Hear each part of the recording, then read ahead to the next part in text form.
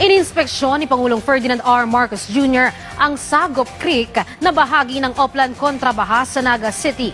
Kasama naman ang Pangulo si Mayor Leni Robredo at mga opisyal ng Department of Public Works and Highways. Yan ang ulat ni Kenneth Pasyente.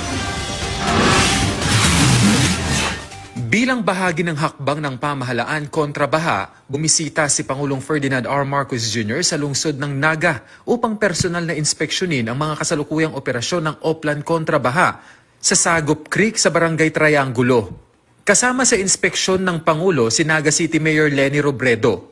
Binigyang diin ng Pangulo ang kahalagahan ng proyekto lalo pat madalas na bahain ng syudad dahil sa malapit ito sa Bicol River Basin. Malaking trabaho ito. It will take time, but marami na tayo mga intervention na pwedeng gawin, such as the pools that we are going to put up. But itawag nila yung retention pond para mabawasan para mabawasan natin yung pagbaba ng tubig.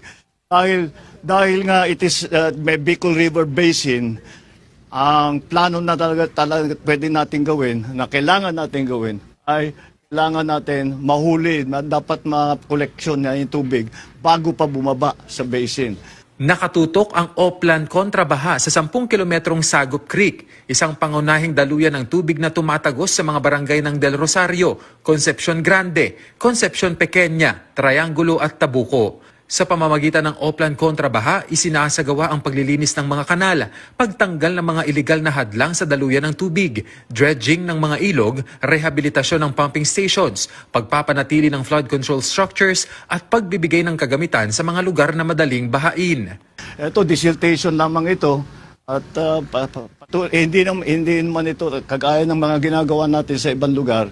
This is not going to be one time. We will keep doing this until we have the more long-term solutions. At hopefully, down the road, if we design everything properly, hindi na natin kailangan paulit-ulit ang binabalik-balikan. Binigyang diin pa ng punong ehekutibo na wala namang nagbabago sa kagustuhan ng pamahalaan na tumulong sa mga lokal na pamahalaan, anuman ang political affiliation nito. Kung sino ang nangangailangan ng tulong, the national government is here to help.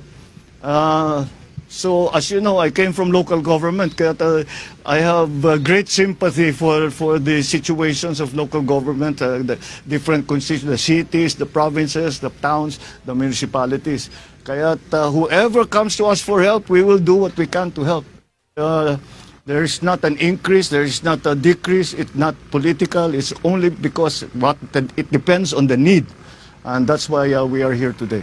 Bukod sa Naga City, nagsasagawa na rin ang DPWH ng kaparehong operasyon sa Metro Manila, Cebu at Bacolod at naghahanda ng ganitong hakbang sa Laguna, Iloilo City at Cagayan de Oro bilang bahagi ng pinalakas na kampanya ng administrasyon laban sa pagbaha. Samantala nilinaw naman ng Pangulo na walang halong politika ang pagbisita niya sa Naga, lalo't na itaon ito ilang araw matapos mag-anunsyo si Vice President Sara Duterte na tatakbo ito sa pagkapangulo. Giit ng Presidente, mas kailangang tutukan ng trabaho. Hindi namin pinag-uusapan yun. Alam mo, I think the mayor will agree with me na serbisyo muna bago politika. The most political thing that we did today, I wore my pink socks. My pink socks in honor of Mayor Leni. We did not discuss. Serbisyo muna bago politika. Marami pang kailangan gawin. Marami pa kaming kailangan gawin. So, we will get to that. Aabot din tayo doon. Nang hingan naman ang reaksyon ng Pangulo kaugnay sa pagtakbo ni VP Sara, nothing really. That's her choice.